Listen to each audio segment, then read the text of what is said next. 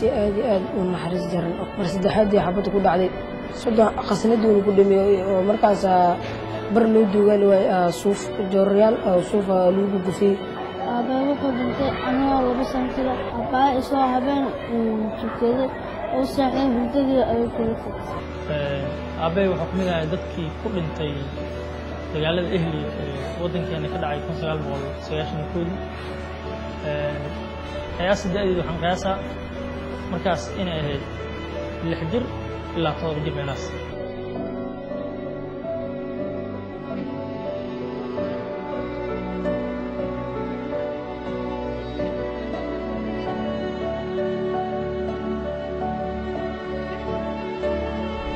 maxaa farqi ah oo u dhaxeeya nolol ahaan caruurta agoonta ah iyo kuwa la nool waalidiintooda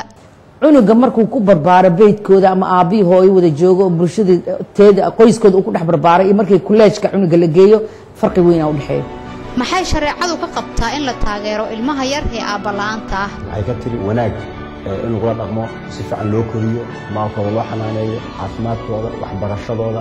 aad iyo aad la isaga saaro bulshadii agoonta dayacday ayadana way dayacmaysaa marka aad iyo aad ay muhiim u tahay in la daryeelo agoonta waa mawduuc barnaamij gaar ah oo wariyaheena Aweys Maxamuud Jilcu ka diyaariyay dhibta ay noloshu kala kulmaan caruurta yaryar ee agoonta ah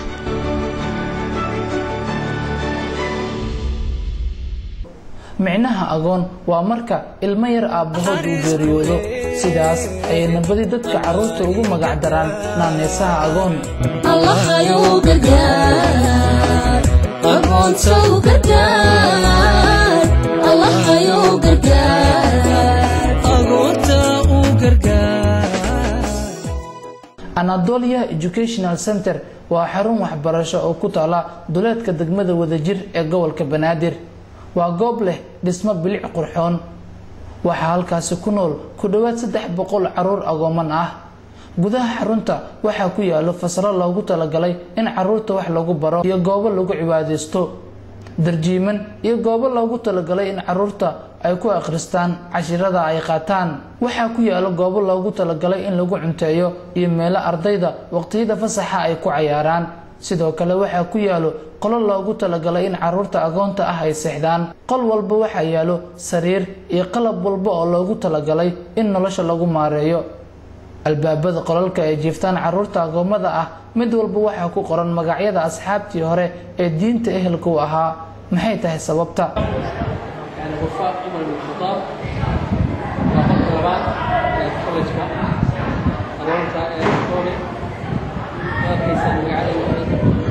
Okay.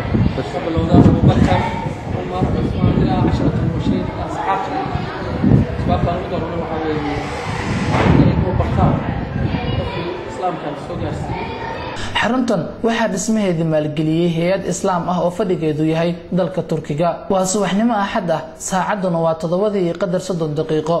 boqolaal arday ah ayaa ku sugan barxad weyn oo ku taala gudaha xarunta waxay sameynayaan jimicsi kala duwan sidoo kale ardaydan ayaa soo bandhigaya suugaan ku bixaysa luqadaha Soomaaliga Ingiriiska iyo Carabiga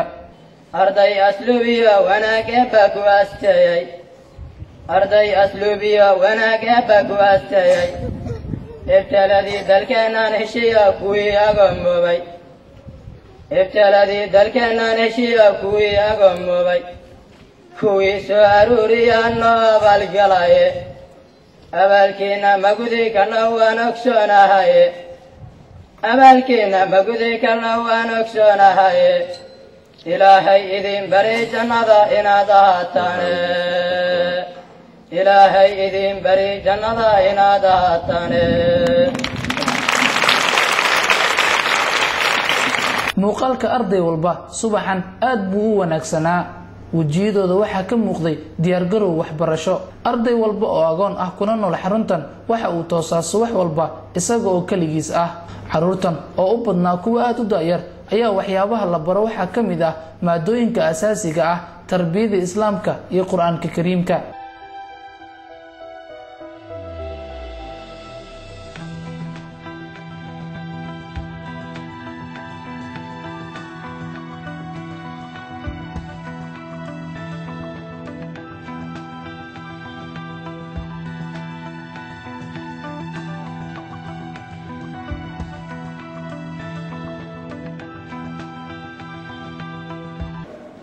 yowma waa maalin yakuunu nnaasu dadku waxay noqonayaan fi lqiyaama annaas waa isbedelayaan sooma yakuunu nnaasu dadku waxay noqonayaan kalfaraash sida balanbaalista almabsuud ee la fardiyey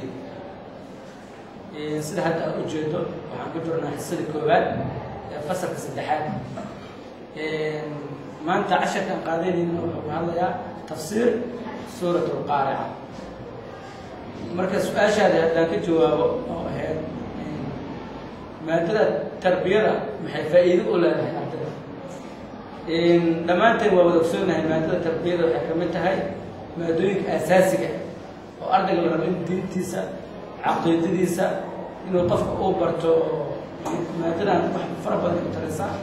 inuu ardayga u yaqaano fahm alislaam fahman saxiixa fahamka islaamka inuu u yaqaano faham saxiixa maadada tarbiyada waxay ka kooban tahay alqur'aan alkariim tafsiirkiisa waxay ka kooban tahay fiqhiga islaamka kayfiyat alwuduu kayfiyat asalaad iyo sidii ardayga ama qofka muslimka ah uu u baran lahay kayfa tasixu alcibaadaat sida cibaadada kaga saxaysaa intaan ku sugnaa xaruntan waxbarasho waxaa la gaaray 12 qadar 30 daqiiqo ee duhurnimo xilliga magaalada Muqdisho waana waqtiga salaada duhur halkan waa masjidka dhexdiisa oo ku yaala xarunta Anadoliya waa waqtiga duhur ardayda halkan ay ku tukanayaan waa salaada duhur dhammaan ardayda halkan ku sugan waa ardayda waxay u badin aqoomada ah ee xaruntan Anadoliya wax ka barta waqtiga salaada ayaa la gaaray duhur waxaan jeclahay inaan tugto Allahu akbar Allahu akbar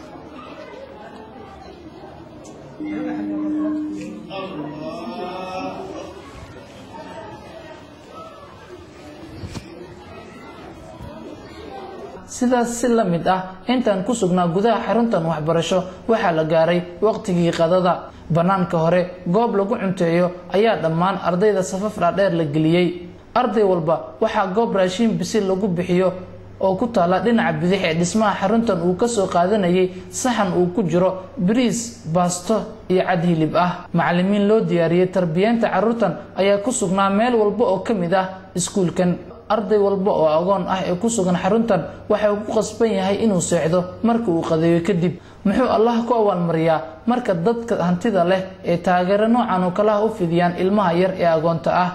su'aashaas ayaan weydiiyay Sheekh Cabdulxayi Sheekh Aadan oo ah aqoonyahan bartay daraasada islaamka bismillaahir rahmaanir rahiim wa maasantihiin waana mowduuc runtii aad iyo aad muhiim u ah oo bulshada yani wax weyn ugu fadhiya diinta islaamku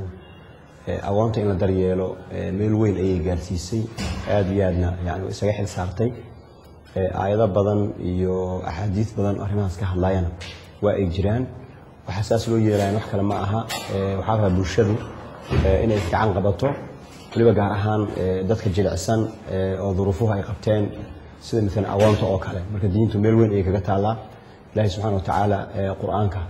uu nagu amray inaan wanaag uga shaqeyno markaas ilaahay wuxuu yiri weesalunaka can yataama waxay ku weydiinayaan aqoonta iyo arrimahooda qul islaahu lahum khayr waxaad ku tiraahdaa war kooban oo ah wanaag in loo sameeyo ayuu khayrku ku jiraa marka wanaag u sameyntu wax walba ay noqon kartaa waa kelimo yar oo kooban laakiin macna badan ku fadhisa marka sidaad su'aasha u weydiinayso oo diintu aqoon maxay ka tiri wanaag in lagu dhaqmo si fiican loo koriyo maalkooda loo xanaaneeyo caafimaadkooda waxbarashadooda aad iyo aad isaga xil saaro bulshadii aqoonta dayacday ayadana way dayacmaysaa marka aad iyo aad ay muhiim u tahay in la daryeelo aqoonta dadka muslimiinta ah ilaahay dhaqaalaha siiyay marka laga hadlayo xanaaneynta carruurta maxay diinta ku leedahay maalkan asal ahaankiisa ilaahay baa iska leh asaga ayaana qaybiya qaar waa loo badiyay dadka kamid ah qaar waa lagu yareeyay qaar waa dhexdhexaad waa qaybin ilaahay horta saasa ilaahay wuxuu yiri nahnu qasamna baynahum maciishatuhum fil hayati dunya dadka anaga ayaa noloshooda u qaybinay ka loo badiyay looguma badinin inuu fiican yahay oo fiicni uu qaba daraadeed looguma badinin ka lagu yareeyay looguma yareynin inuu xun yahay laakiin insaanka aan ilaahay rumaysnayn ama iimaanka aan lahayn ayaa waxa laga yaabaa maal markuu helo inuu u qaato maalka waxa uu haystaba inay tahay fiicni dad kale uu ka fiican yahay oo ku kibro si marka intaa u dhicin ayaa dhaliil waxaa loo soo jeediyey insaan xoolo la siiyey oo xoolihii u arkay in dadka looga saraysiy uu ku fiican yahay dhanka kale qof aan waxoogaa yani lagu yareeyey wax weyn la siinin oo haddana u arkay aniga maxaa wax la ii siin waaye saasa ilahi wuxuu leeyahy faama alinsaanu ida mabtalaahu rabbuhu faakramahu wanacamah fayaquulu rabbi akramanii waama ida mabtalaahu faqadara calayhi risqahu fayaquulu rabbi ahaananii intaas markii lasoo sheegay oo lihi kii ilaahay uu imtixaamay oo maal uu siiyeen wuxuu leeyahay ilahay wuu i karaameeyey oo maalka in la siiyey ayuu u maleeya in lagu karaameeyey kii lagu yareeyeyna wuxuu leeyahay ani ilahay wuu i ahaaniyo maal muxuu ii siin waaye markaas waxaa kalla arrinku sidaas aad u dhigaysaan meehe meesha xumaatada ay ku jirto ama fiicnaantu ay ka soo bixi doonto waa habka agoonka loola dhaqmo bal laa tukrimuuna alyatiim walaa taxaaduuna calaa طacaami almiskiin wata'kuluuna aturaatha akla lama watuxibuuna almaala xuban jama ayaa layidhi yani marka yani agoonka ma karaamaynaysaan marka karaamayntu waxay ku jirtaa agoonka in la karaamay ruuxii marka ilahay maal uu siiyo oo agoonta kafaala qaada oo wax siiya karaamo ayuu ilaahay siinayaa maxaa yeelay agoonka waxaa la yidhi fadliga laga helaayo karaamayntiisa waxaa ka mid ah madax haddii loo masaxo qalbiguna wuu ku jilcaa inta tin qofka gacantiisu ay gaadhay markuu madaxiisa masaxayo intaa in la-eg oo xasanaada ayuu helayaa marka arrintaas waxay kutusaysaa dadka xoolo haystaay sida ilaahay ugu dhiirigeliyey inay xoolahooda ay agoonta ka siiyaan qofkii aan waxba haysaninna xataa waxaa la yidhi agoonka madaxiisa masax qalbigaaga kugu jilcaayo oo masaxaas agoonka aad masaxaysa madaxiisa ajrina waad ka helaysaa marka tinta intaa la egta in la tirin karin xasanaad la eg hal mar oo gacanta madax laga masaxay agoonka haddii lagu helaayo haddii maxaad u malaynaysaa lana masaxo xoolana la siiyo marka dadka ilaahay xoolo u dhiibay yani waa inay ogaadaan inay dadku wax taraan gaar ahaan agoonta saasaa qur-aanku markuu dadka yani caadifadooda si ula hadlo oo ay wax u dareemaan yaa markii laga hadlay suuratu nisaa looga soo hadlay agoonta iyo in wax loo qabto yaa ruuxan waxaa la xusuusiyey hadda asaga oo nool waxaa waxaad ka soo qaadaa adiga oo dhintay caruurtaadii ood ka tagtay inta aad ka maqantahay ood qabriga ku jirtahay caruurtaadiina bannaanka ay joogaan sideebaa dareenkaaga u ahaan lahaa ood jeclaan lahayd dabcan qof walba waxaan filayaa inuu jeclaan lahaa ilmihiisii dadka ay la joogaan markaas ee bulshada ah waajibka saar intay ka soo baxaan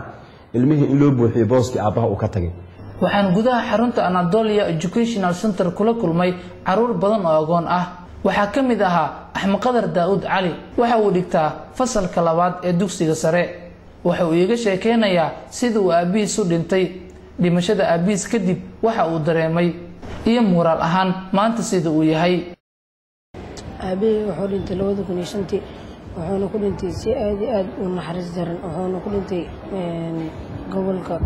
wuxuu ku dhintay Muusmareeb bacdi asoo wuxuu ahaa safaray baawur waday waxaan dhimilaa baawurkii waxa la sarnay markii niman kale oo tuuga dhaxay ka soo raaceen marka baawurka markuu waday nimana xideen oo masaakiin arkay baawurkana firaaqo ay markaas wada nimankan oo saddex tiro ariyuuteen wada marka waa saarina ay guudida marka xideen anaga kula soconay nimankaas oo qaaday nimanka masaakiin waa dad in badan burceel ka soo lugayeen oo dhay marka ina hor shaqaan way hay marka sidii oo lagu afgartay marka la soo saaray baawurka wuxuu leeyahay laba qaybtoos ari lagu soo markii saas loo soo saaray dhax soo maraan mid ka mid ah nimanka xanaaqi markaas oo baawurkii ugu degtay aabe marka ninkaas ilmaadeere ahayn marka uu soo degtay xodorni waxa lagu raacay nimanka masaakiin waa naxariista ilaahay ma ka tigiisana nimankan ugu garna way marka sidaas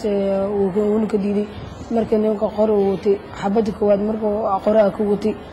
marka qasnada ugu jirtay ninka xabad waa ku katibtay marka koowaad wuxuu dhahay saxaw dil rabta ku dhahay markaas wuxuu dhahay waxa ku dilay waxaan ka aan ka dhowrsana markaas marka labada sidoo kale uu ku katibtay mar saddexaad xabad ku dhacday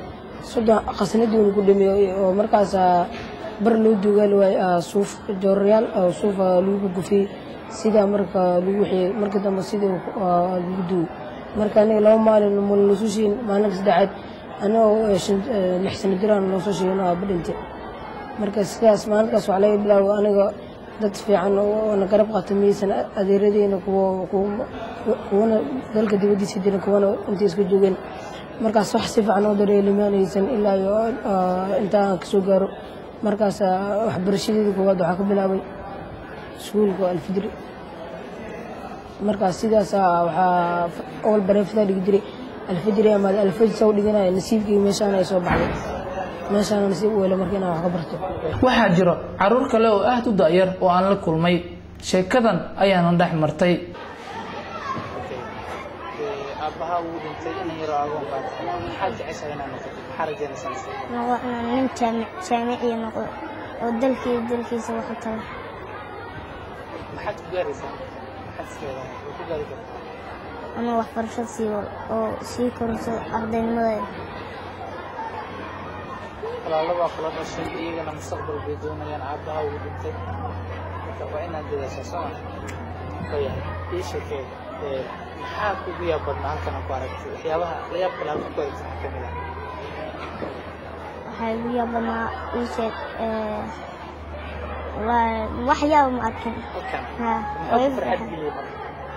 farxad waxbarasho bilaash cunto bilaash jiif bilaash taas aan ku farxad qaba hooyadaa ma tagtaa maamaha khamiiskii jimcaha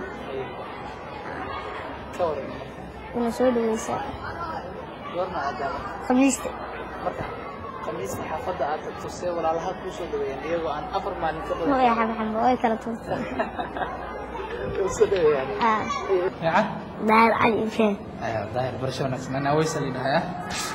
meeqsana jisa daahir ya meeqsana jisa 8 sano okay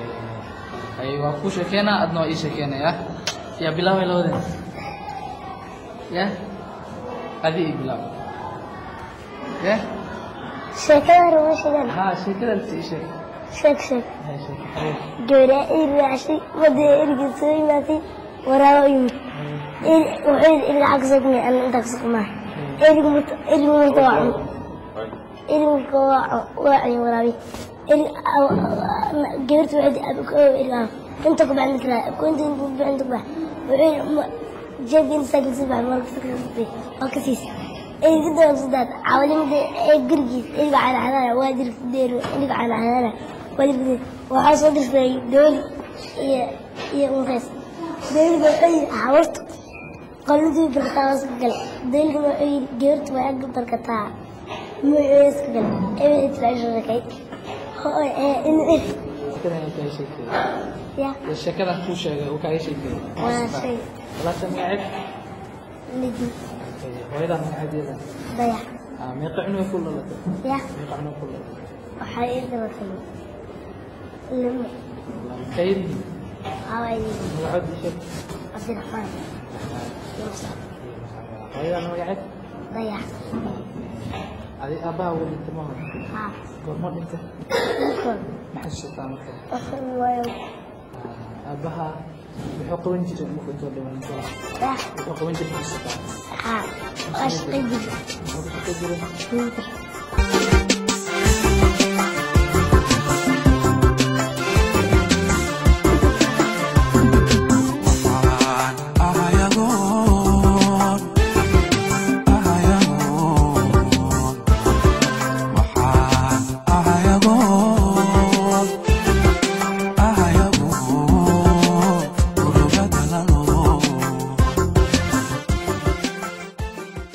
marka qof dhalinyaro ah uu dadaal muujiyo himiladiisana uu ku guuleysto waxay Soomaalidu tiraahdaa dadaalaa waa uu gaaraa. Ustaad Maxamed Nuur Cali waxa uu ka mid yahay mas'uuliyiinta mu'assasada Samsam Foundation oo ah hay'ad ka shaqeysa baxnaaninta agoonta. isagoo aad u daayar ayuu aabihii geeriyooday. waxa uu barnaamijkan iiga sheekeeyay dhibta uu ka soo maray aabba la'aanta iyo bilowgii heerar kala duwan ee waxbarasho oo uu soo maray. waxaan ka mid ahaa dadka ku dhashtay magaalada Muqdisho 1985 waxaan kaloo aan ka mid ahay dadkii wax ku soo bartay agoonnimada oo runtii barnaamijkan ay sameeyeen Royal TV-na aad ugu faraxsan oo u arko inuu yahay barnaamij qiimihiisa oo aad u yahay maadaama laga sheekeynayo agoonnimada. taariikhdeeda haddaan u laabto dugsigayga hoose iyo dugsigayga dhexe waxaan ku soo qaatay college magaciisa la yiraahdo Albirri ee ku yaalla degmada Wadajir. waxaan kaloo waxbarashadeeda dugsiga sare aan ku soo qaatay iskool la yiraahdo magaciisa Ubay ibn Kacab ee ku yaalla degmada Dhakinley. magaciisa dadka ay u yaqaanaan oo caan ku ah iskoolka Kuwait. iskoolkaas markii aan dhameeyay 2007 saddexdii 2012 sano dugsiyeedkaas waxaan haddana ku biiray jaamacadda muqdisho waxaan ka mid ahay ardayda jaamacadda muqdisho ka qalin jebisay sano dugsiyeedka markaa 2006-2007 gaar ahaan kulliyadda waxbarashada qismiga social science ama taariikhi juqraafi waxaan shaqo ahaan aan inteeda badan nolosheeda aan ka shaqaynayo isla kulleejka aan wax ku soo bartay ee ku yaallo degmada Wadajir caruurta oo ah hadiyada ugu qaalisan ee uu eebbo ku manaysto adoomadiisa qaab sidee ah ayay korsiimahoodu ku bilowdaan dhibaato intee la eg ayay waalidku ka maraan waa maxay farqiga u dhaxeeya canuga ku barbaara agoonnimo iyo canuga kale ee waalidka leh su'aalahaas iyo kuwo kale ayaan weydiiyey hooyo Faadumo Aadan Cusuble oo ka mid ah aqoon-yahanada Soomaaliyeed ahna xogeyaha joogtada ee ururka haweenka qaranka Soomaaliyeed marka cunuga markuu kuleejka ku barbaaro wuxuu horta faa'iidana waa helaya dhibaato khasaarna waa ku jirtaa khasaarada ku jirta waxay tahay mararka qaar maxabadii iyo kalgacaylkii waalidnimo oo xiriirkii dhexmar la cunuga iyo waalidka ayaa horta meesha ka baxay sababtoo ah waxaan nahay hooyooyin waxaa aabayaala jooga markii ubadkeena haddii ay seexdaan caawa waxaa dhacda aniga markaan magaalada ku soo daa ama shaqo aan ku soo daa oo ubadkayga ay hortay seexdaan kuma kalsoonaan jirin jiifkooda calooshooda taaban jirin aabbaha waxaa laga yaabaa markuu yimaado inuu yahay hebel wax ma siisay hebel wax ma cunay heblaay wax ma cuntay ilma calooshooda taaban jirin taasna waxa waa kalgacayl dhexda laakiin cunuga markuu kuleejkaaga soo bariyo oo kuleejka uu ku jiro oo aad wiigii maalin aragtid ama aad arkinbo waxa waaye xiriirkaasaa meesha ka baxaaya jacaylkii waalidka iyo cunuga meesha waa ka baxaaya runtii midna faa'iido u tahay cunuga wuxuu helayaa bulsho kala duwan oo muxuu ahay kala fikir ah oo kala muxuu ahay wax walba kala duwan ayuu cunuga meesha ka helayaa wuxuu baranayaa dad badan wuxuu yeelanayaa xiriir bulsho wuxuu yeelanayaa yacni wuxuu isleeyahay tartan yaa lagaa badin canugu ilmaha waa aragnay kuleejooyin ku kora waagi hore kuleejada canuga ku kora iyo canuga gurigiisa jooga inta badan 80% waxaa waxbarashada ku wanaagsanaa ilmaha kuleejka ku kora Ustaad Cabdiqaadir Maxamed Hiraabe oo ah madaxa xaruntan waxbarasho ee Anatolia Educational Center ayaan kala sheekaystay qaabkay u xushaan qabashada ardayda agoonta ah iyo cidda ka taageerta alxamdulillah awlan waa runta agoontu xulashadeedu siyaasad ayay noo leedahay oo ku saabsan qaabka loo xulanayo taas u maanta baqnaa cunuga da'diisa ayaan kow shardi ah iyo aqoonta uu leeyahay sidoo uga faa'iideysan lahay mashruucan baaxadda weyn leh oo socda oo loo kor loogu qaadayo aqoonta Soomaaliyeed يعني xulashadaynu inta badan waxay ku saleysan tahay gobolada ayaan ka keenay ee magaalada Muqdisho inta badan ay aafayeen dagaaladii sokeeye oo agoon aad u fara badan ay dariiqada jiifaan ayagoo ku dhibaataysan meelaha liidliita khaasatan kaamamka qaar kamid ah waxaan laga soo qoraa yani iskuulaadka ayay soo miceen badan sidaas darteeda waxaan sameynay dhammaan gobolada Soomaaliya ka koobantoo dhan ayaan taqriiban juhdi ku bixinay inaan ka soo wada keeno oo qaybino nasiibna in badan waa ka keenay in badanna waxaan ka soo xulnay magaalada Muqdisho marka daada aan ku qaadanayno waa min 10 jir laga bilaabo 10 jir ilaa 13 jir marka sidaas ayay xulashadeen inta badan waxaan isticmaalnaa one type yani choice kooda la tixgelishaa yani rooti way cunaan inta badan rootigaas mar waxaan ku siinaa yani maraq baa lagu siiyaa hilibga marna waxaan ku siinaa yani malaay yani waxaan u kala bedelnaa qaadadana waad aragteen oo adinkaaba nala joogteen bariisi baasto oo noocyo badan leh yani mid ka hor ayuu dooranaya yani Soomaalidu intaas u bay isticmaashaa laga yaabaa adduunyadu markay daawadaan sorry in ay wax kale ay jir lahaayeen dheelayaan waxaas baa ka dhiman laakiin ficlan anaga wax Soomaaliya yaalay wixii uu islaana oo tay bariyiin ayaan sameynaa caana waan siinaa yani مثلا habeenka cashado kale say ilmaha maadaama qaar kood daayir yihiin yani dhammaan siinaa laakiin soo jiidashada waxa iska la kuwa ugu da'yar alxamdulillah ilaahay fadligiisa yani muassasaadka Zamzam Foundation iyo IJH madama la yiraahdo labadaas ayaa isbiirsaday ayaa cover gareeya baahida markaskan xilliga la furay ilaa imka aan joogno mustaqbalkana waxaan rajaynaynaa inay ilaahay meel kale oo wax ka sii keeno cid kasta dowladda Soomaaliyeed markay shaqayso heer gaartana waxaan rajaynaynaa inay yani halkan waxaan ku haynaa ay aragto dabadeedna ayada kafaalaadka inay la wareegtaan rajaynayaan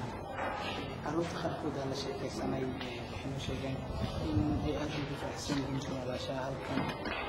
iyo weliba dhismaha bilicda qurxoon ee ay xaruntan ka kooban tahay dad badan markay arkaan siyaabo kala duwan ayay u fasiran karaan ka waran cidda idinka taageerto nolosha iyo guud ahaanba arrimaha waxbarashada maasha allah waa caruurtu halkan wixii loo dhisa waxay ahaydeen yani inay ku farxaan in lagu garaaco oo ay ku ooyaan oo ay dareemaan kalinimo waalidkooda dareemaan waa waxaan la dagaalamayno 24 saac waxaan ku dadaalnaa wax ka farxiya yani hadday aan lahayd hadday ciyaar u baahan yihiin waan ciyaarsiinaa hadday u baahan yihiin TV-ga waan geynaa hadday yani ay shay ay sheegtaan yani intii la qaban karo oo Soomaaliya ka suurtagal ah in laga sameeyo waan u sameynaa dhismaha quruxda badanna zamzam iyo ayjaj labadaas mu'asaso ayaa isla sameeyay ayagana mahad celinaa ilaahay ka sukow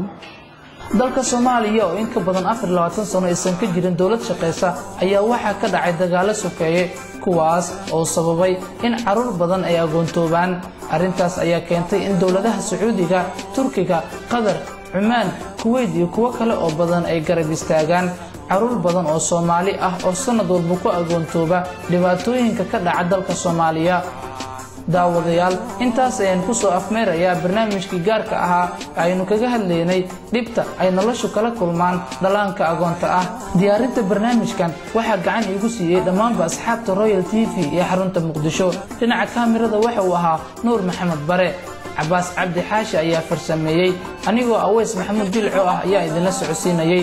inta aan ku kulmi doono saaxiibayaal barnaamijkan la mid ah waxa idinkaga tagayaa amaana Allah السلام عليكم ورحمة الله وبركاته أرحاني يا دريال عندك ما أشوف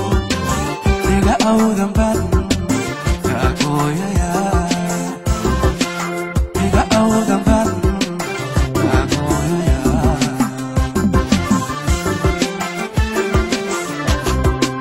حتى إيجو أنقذا عقلك ما قالوا أرحاني يا دريال وشو